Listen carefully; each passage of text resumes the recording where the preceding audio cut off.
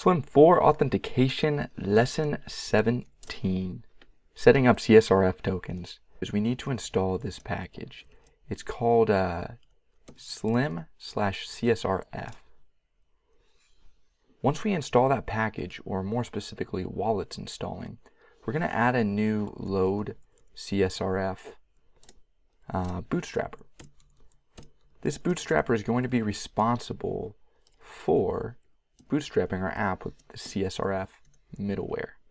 So the first thing we're going to do is we're going to add public function boot, and then we're going to use the Slim guard. So it's going to be Slim CSRF guard. After that, we're going to say this app bind. We're going to bind CSRF to a new guard. But that's going to be a callback function, and it's going to depend on our response factory, which is automatically resolvable from our container. So we're going to import that.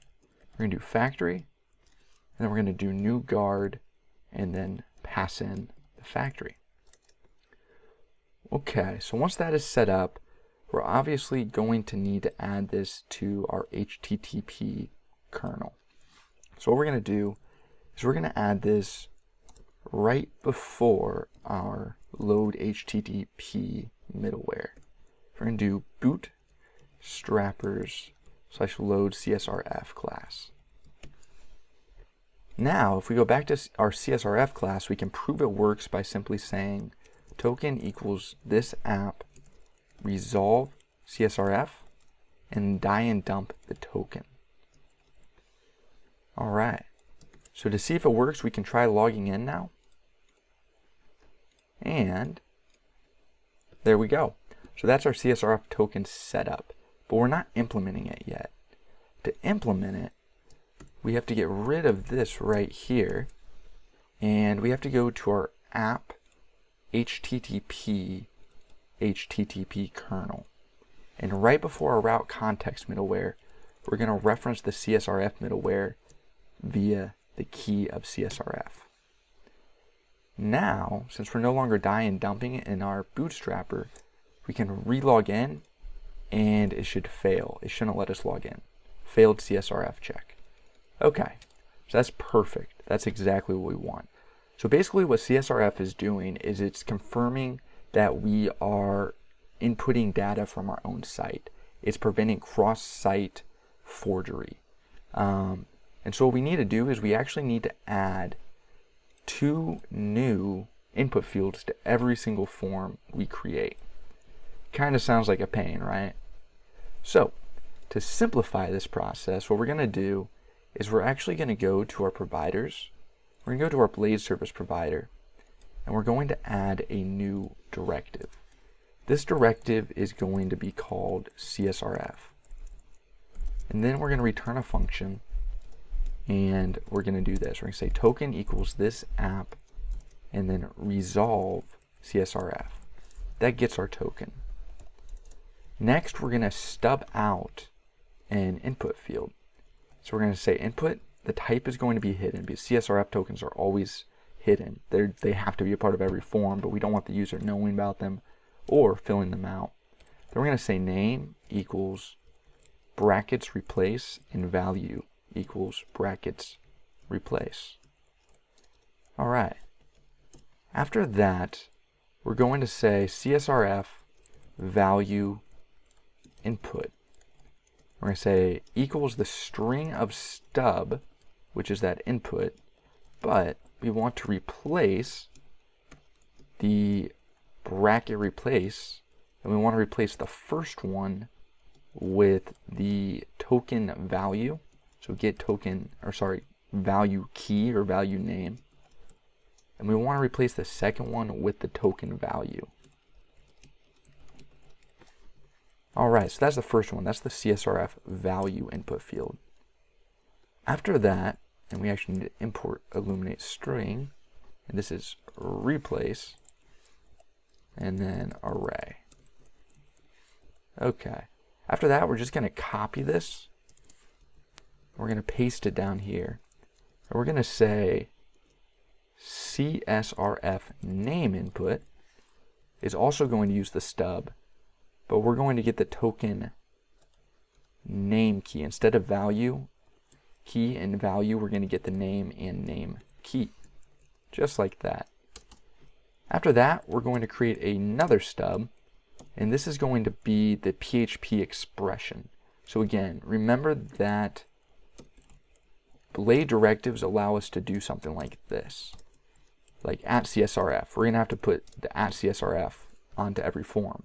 If we didn't do that, we would have to put input field 1, name equals token get, input field 2, type is hidden, and name equals whatever. We don't want to do that on every single form.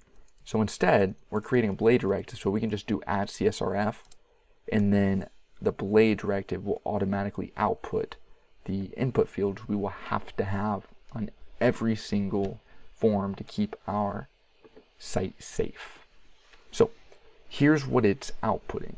We're going to say PHP echo, we're going to say replace, and then we're going to do a new line. We're going to say replace. After that, we're simply going to close out our PHP. So what are we replacing? Well, we're going to say our PHP expression is going to equal the string of that stub, and then we're going to say replace array, and we're going to replace this. The first replace is going to be our CSRF value input, and the second replace is going to be our CSRF name input, just like that. Then we're simply going to return the expression, and there we go. So that should do it. Once we have that complete, let's pull this up. We're going to do PHP Slim view clear, just to make sure that everything's clean. After that, we're going to go back to our login page, and looks like there is a typo somewhere. Right up here. Need to close the input field. Okay, so now if we reload our page, and we have to clear the views again. So PHP Slim view clear, just like that, and hopefully that will do it. There we go. And so we can prove that we properly have those input fields by simply inspecting our form. We'll go right there. And then going into our form, and now we'll have these two fields. We'll have CSRF value and CSRF name with these values associated with the CSRF name and CSRF value that will dynamically change and will basically be mapped from our form to our current CSRF token generated on the back end to prove that it is our form that's being submitted and not some cross-site forgery hacky thing going on. So just to prove this works now, we can add that, and voila, we're able to log in. So of course, if we were to go to the register form now, and we just did register, failed CSRF check, right? So how do we get around this? Well, we simply go to our resources, views, auth, register form, and we add @CSRF. Once we do that, we will properly be able to add Tom Brady and then create our user. And of course, whenever you create a new directive or you do something with the directive, you have to run this PHP Slim view clear command. Again, all view clear is doing is when we go to app console commands and we go to view clear fetch. Fresh is just getting all the files in the blade cache and it's deleting them. So again, the blade cache files are stored right here, and whenever we run that command, it deletes all of the files in the storage cache directory. So now if we reload that one more time, We go Michael S. m.s@gmail.com, secret. And there we go. And it looks like that user already exists, but we got past the CSRF part. So that is that's how we set up our CSRF tokens in a nutshell. And here's the generated, the compiled, I think is the proper term, blade templates.